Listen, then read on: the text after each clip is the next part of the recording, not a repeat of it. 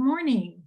I promised you a review for the exam for tomorrow, and I am so sorry that I'm just now giving you the review. So I'm just going to go through what's on the exam. Pretty much in order to prepare, just go through the PowerPoints that you've had so far.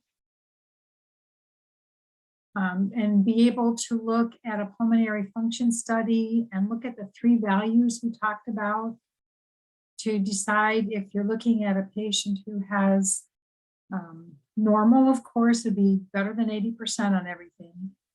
But then also, how do you diagnose an obstructive disease and how do you diagnose a restrictive disease? So all your PowerPoints up to this point, and then also looking at a PFT report and deciphering whether it's restrictive, obstructive, or not. So I'm just looking at the test, and I'll give you some pointers to study. And then tomorrow when we're testing in room 206, you can bring your laptop computer from home, or we can use the computer from the computer cart. All right, questions. So when you're looking at exhaled volumes on your pulmonary function equipment, how is the volumes adjusted? And of course, the answer would be according to body temperature, and then saturated with water vapor. And the FEF 2575, you need to know what that's measuring. So it's looking at flows from the medium airways, which would be your bronchi, bronchioles, all the way down to the small airways. So medium airways down to the small airways.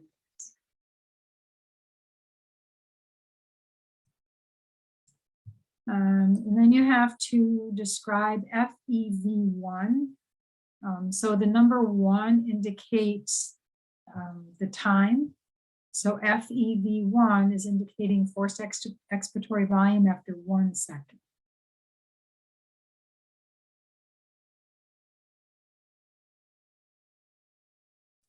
You need to know the factors in determining a patient's normal lung function. So when the American Thoracic Society comes up with predicted values, what is it based on? And it goes according to gender, age, and ethnicity.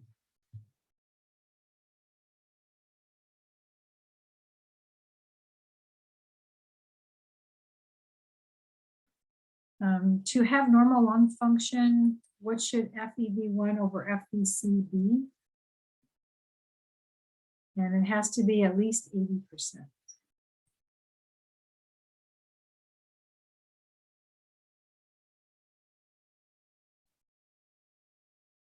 And there's a question on inspiratory capacity. So you have to know all of your lung volumes, and the inspiratory capacity is a combination of 2 volumes. So it includes the tidal volume and the inspiratory reserve volume.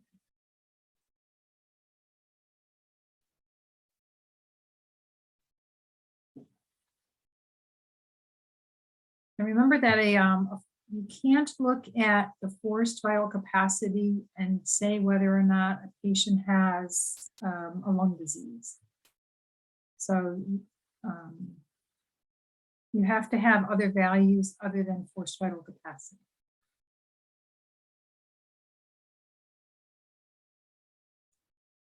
And then if you see that the FEV1 over FVC, we also call that the FEV 1%. If you see that it's less than 70%, or 70% or less, then you would recommend that the patient get a bronchodilator. And you want the bronchodilator to open up the airways and make a difference in the airways. And how would we know if the bronchodilator is making a difference? So we look at the FEV1 and the before the bronchodilator, after bronchodilator, and it should improve by more than 12%. Also, the FEV1 should improve by 200 mLs. So hopefully greater than 12% is more than 200 mLs. Or seeing if the FVC improves by 200 mLs. So those two things.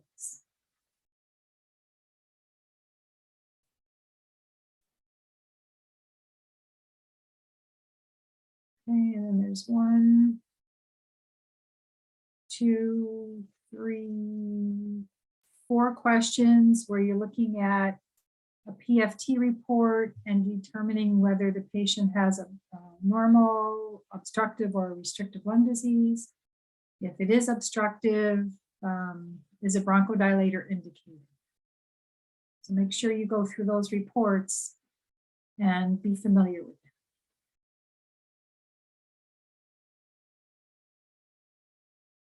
Okay, here's a question on when you do a forced vital capacity, what lung volumes are included in a forced vital capacity? Then there's a question, you instruct a patient on incentive spirometry. What capacity are they performing when they do incentive spirometry?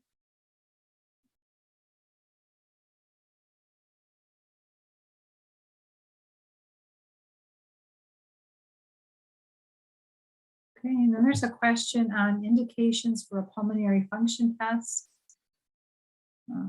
And it gives you a list and you have to choose which of them are indications for a pulmonary function test.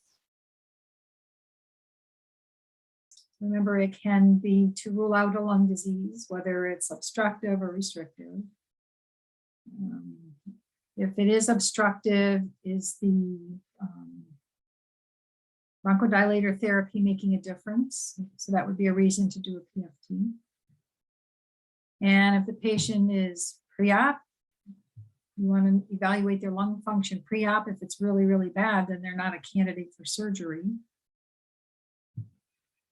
If a patient's having radiation therapy, chemotherapy, it can affect the lung. So that's another indication for doing a pulmonary function test.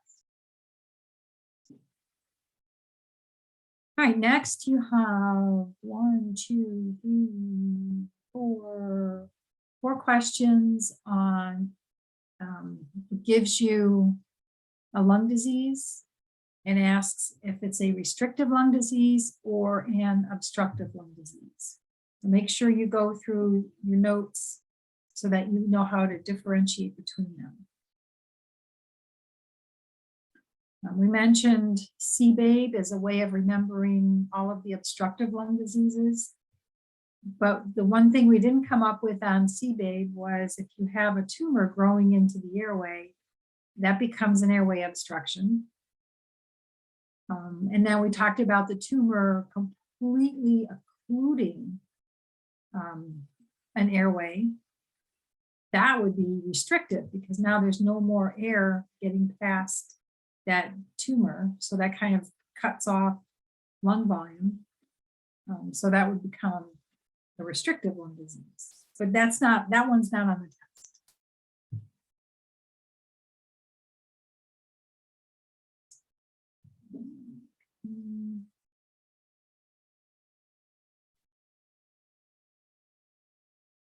You need to know normal lung volumes. So we talked about residual volume, 1200 ml, expiratory reserve volume, 1200 ml, 12 and 12, 2400. So your FRC, normal FRC would be 2400 mLs. What other lung volume? Tidal volume, 500 ml is normal.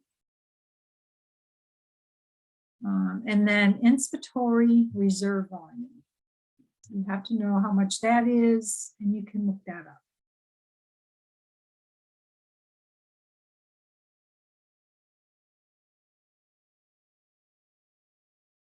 Then you have to calculate, it gives you a vital capacity. A patient performs a vital capacity. It gives you their predicted value. And then you have to calculate their percent, the percent of predicted.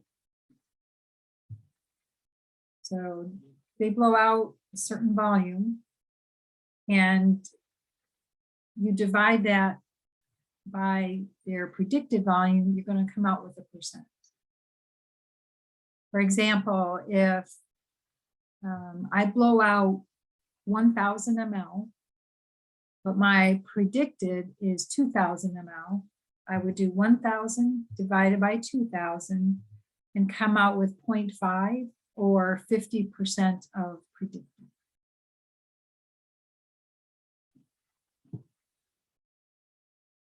Okay, and then you have to look at a graph and indicate what the FEV1 is, what the FEV2 is, and what the FEV3 is.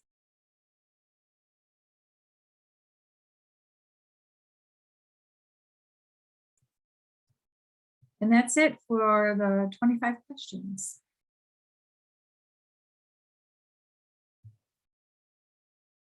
So if you have anything else that needs to be clarified, feel free to, you can call me on my cell phone today, or text me, or I guess that would be the best because I'm not going to be at my computer. All right, I will end the show. Take care, guys.